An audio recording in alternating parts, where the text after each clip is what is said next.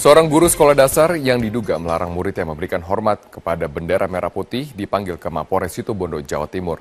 Guru dipertemukan dengan perwakilan tokoh agama dan Majelis Ulama Indonesia. Di hadapan para tokoh agama, Susiawanto, guru sekolah dasar negeri 3 Banyu Putih, Situbondo, membantah melarang para siswa untuk memberikan hormat kepada bendera. Menurut Susiawanto, ia memang tidak memberikan hormat kepada bendera saat mengikuti upacara. Namun ia membantah memerintahkan para siswa untuk mengikutinya. Susiawanto mengaku bahwa semua tingkah lakunya dipelajari dari internet dan media elektronik. Hal ini membuat orang tua murid resah dan mencurigai Susiawanto menganut paham yang menyimpang. Susiawanto diminta membuat surat pernyataan untuk tidak lagi mengulangi perbuatan yang meresahkan siswa dan juga warga. Ia juga meminta maaf atas perbuatannya. Murid kita ini anak-anak kecil kan gampang mudah untuk diajari yang kira-kira yang tidak benar, apalagi sekarang ada antisipasi kita, ada masalah ISIS yang tentunya paham-paham lain yang akan menimbulkan ajaran sesat. Tentunya tugas kita lah di Polres Situbondo dan stakeholder lainnya, MUI, FKOP, Muhammadiyah dan semua komponen yang ada di masyarakat untuk mengantisipasi tadi. Kita beralih ke informasi memasuki hari ke-7, ribuan warga ex-Gavatar masih mendiami penampungan di Bekangdam 12 Tanjung Pura, Kalimantan Barat. Jumlah ini masih akan terus bertambah seiring dengan proses evakuasi warga Gavatar yang masih dilakukan. Sebanyak 4.500 warga ex-Gavatar sudah diberangkatkan dari lokasi penampungan sementara di Bekangdam 12 Tanjung Pura, Kalimantan Barat ke kampung halaman mereka masing-masing. Jumlah ini terdata dari hari pertama keberangkatan pada tanggal 22 Januari 2016. Sementara itu masih ada sekitar 1.800 warga yang masih berada di penampungan. Menurut informasi, masih ada 20 orang warga Gavatar di Kabupaten Melawi yang akan dievakuasi hari ini. Dinas Akuisisi dan Pelayanan Perpustakaan Daerah, Kuburaya, juga mengirimkan 1 unit mobil perpustakaan keliling untuk memfasilitasi anak-anak ex-Gavatar di Bekangdam untuk belajar.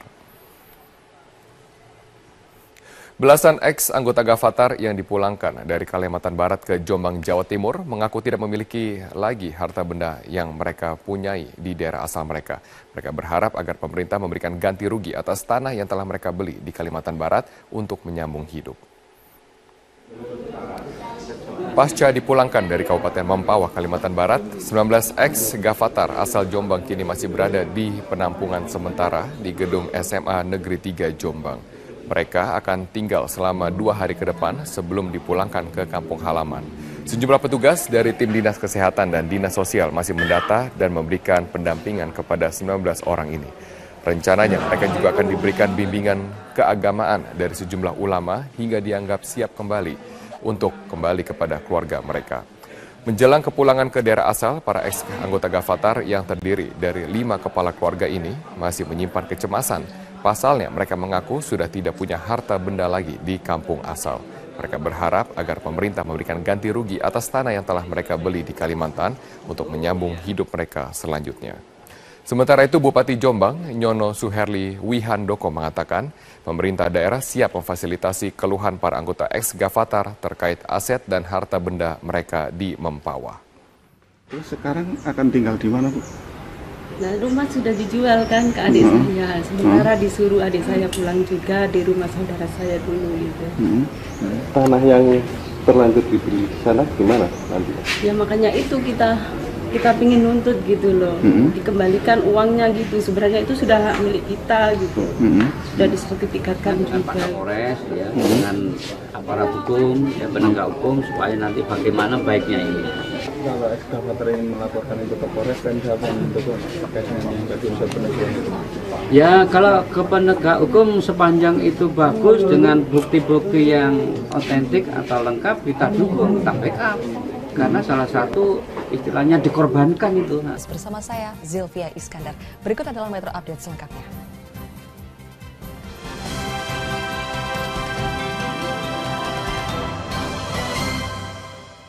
Pemirsa, Presiden Joko Widodo hari ini melakukan kunjungan pertamanya di Timor Leste. Kunjungan ini untuk meningkatkan kerjasama kedua negara dan menegaskan kesiapan Indonesia untuk menjadi mitra utama pembangunan Timor Leste.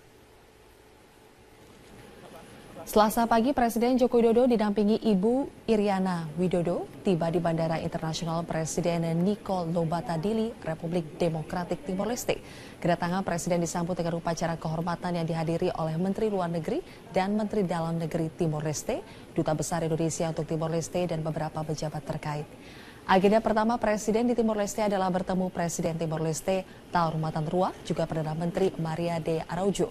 Beberapa permasalahan yang akan dibahas antara lain penguatan kerjasama perdagangan, investasi, energi, pembangunan infrastruktur, serta mempercepat penyelesaian isu perbatasan.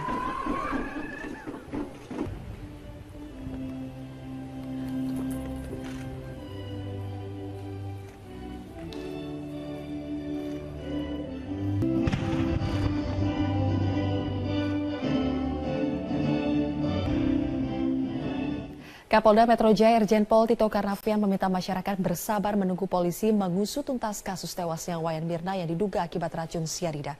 Menurut Tito, gelar perkara akan segera dilakukan. Jika telah memenuhi unsur dan tersangkanya sudah ditetapkan, kepolisian akan segera merilisnya kepada media. Saat ini pihak kepolisian harus berhati-hati dalam menetapkan tersangka untuk menghindari tersangka mengajukan permohonan pra-peradilan. Sementara itu kemarin di Treskrimum Polda Metro Jaya kembali memeriksa teman Mirna, Hani, terkait kematian Mirna. Polda Metro Jaya melakukan evaluasi internal hasil lab forensik yang sudah diperoleh dari Mabes Polri. Pihak kepolisian telah memiliki sedikitnya 4 alat bukti untuk menentukan siapa pelaku di balik kematian Mirna. 4 alat bukti yang dimiliki antara lain keterangan saksi, keterangan ahli, dokumen, serta petunjuk yang diperoleh dari pemeriksaan forensik.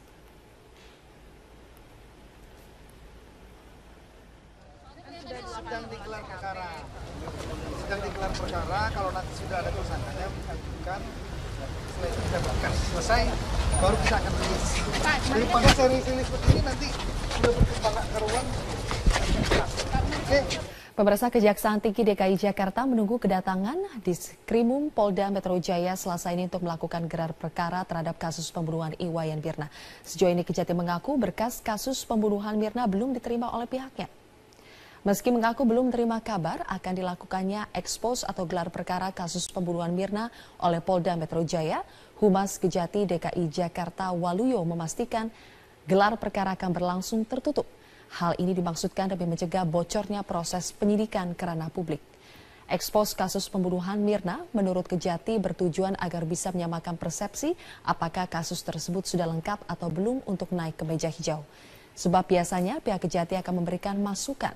Hingga kini siapa pembunuh Mirna masih menjadi misteri yang belum terjawab oleh pihak kepolisian. Polda Metro Jaya beberapa waktu lalu sudah memanggil sejumlah saksi, di antaranya teman Mirna, Jessica, dan Hani. Baru terima kemarin SPDP ya, berkasnya juga belum, gimana kita mau komentar kan gitu. Jadi intinya dalam rangka gelar perkara itu untuk konsultasi lah intinya begitu.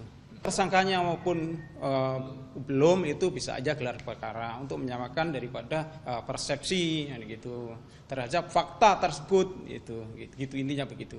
Jadi kalau seperti itu. Kita beralih ke informasi lain, pemirsa. Seorang tenaga kerja wanita Indonesia terancam hukuman mati di Malaysia. Rita Krisdianti, TKW asal Ponorogo, Jawa Timur ini diduga terlibat dalam jaringan narkoba internasional. Pihak keluarga mengaku tidak percaya anak mereka Rita terlibat dalam jaringan pengedar narkoba internasional. Keluarga meyakini Rita dijebak.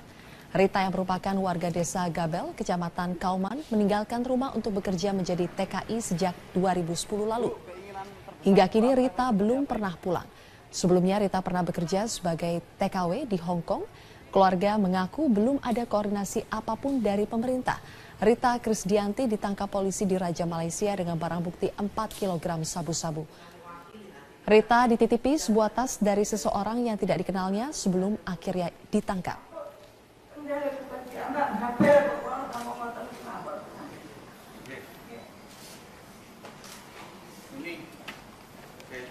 Badan Meteorologi, Klimatologi, dan Geofisika pada Stasiun Meteorologi Kelas 3 Banyuwangi, Jawa Timur mengingatkan warga Tapal Kuda, Jawa Timur untuk waspada banjir, petir, dan tanah longsor saat musim hujan. Berdasarkan data BMKG, Stasiun Meteorologi Kelas 3 Banyuwangi, puncak musim hujan di wilayah Banyuwangi, Situbondo, Bondowoso, dan Jember terjadi pada bulan Januari hingga Februari. Saat puncak musim hujan akan terjadi hujan lebat dalam waktu singkat disertai petir dan hujan lebat. Yang akan terjadi dalam waktu cukup lama. Titik daerah longsor yang perlu diwaspadai adalah jalur Banyuwangi Jember di Pegunungan Kumitir, jalur Banyuwangi Ijin di Jalan Licin dan Arak-Arak, serta di Bondowoso jalur Arak-Arak yang menghubungkan jalur Bondowoso Situbondo. Aku liputan yang di Tumbang Pitu Mas. Bencana banjir melanda sejumlah wilayah di Sumatera bagian selatan, diantaranya Jambi dan Bengkulu. Masyarakat menilai pemerintah daerah kurang antisipatif dan sigap dalam menangani masalah banjir. Nadia Atmaji akan melaporkan selengkapnya dari Palembang, Sumatera Selatan. Nadia, wilayah mana saja yang terkena banjir di wilayah Jambi? Zilvia, banjir di Jambi setidaknya terpantau di wilayah Kota Sungai Penuh dan Kabupaten Batanghari. Untuk di Kota Sungai Penuh ini terjadi tepatnya di Kecamatan Tanah Kampung dengan ketinggian banjir kurang lebih dari 20 cm hingga 60 cm. Tetapi hal ini belum membuat warga kemudian mengevakuasi diri mereka ke tempat yang lebih aman. Namun dampak yang dirasakan saat ini adalah jalanan yang tergenang air. Ini menyebabkan mobilisasi kendaraan roda 2 maupun roda 4 menjadi terhambat karena mereka harus sangat berhati-hati karena jika tidak mereka bisa mogok di tengah jalan. Dan hal ini juga berdampak pada aktivitas pertanian karena lahan sawah dari milik warga juga turut terendam.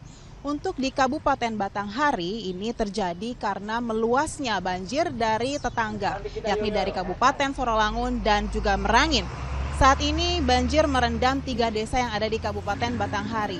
Dan dampak yang paling dirasakan adalah mobilisasi dari warga yang kemudian harus menggunakan perahu getek untuk bergerak dari satu titik ke titik yang lain. Dan selain itu juga aktivitas di perkebunan, misalnya saja pada perkebunan sawit dan juga karet menjadi terhambat karena perkebunan yang juga turut terendam dengan ketinggian yang cukup tinggi mencapai 1 meter.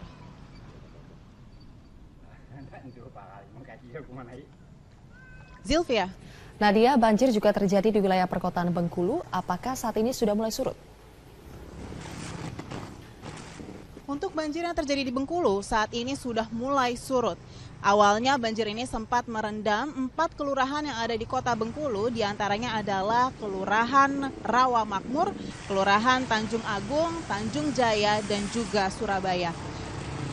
Saat ini keadaan dari banjir sudah mulai surut dan menyebabkan warga yang sebelumnya rumahnya terendam, mereka sudah kembali ke rumah mereka masing-masing dan melakukan pembersihan dari rumah mereka karena sebelumnya banjir membawa lumpur sehingga rumah mereka kotor dan juga mulai membersihkan dan merapihkan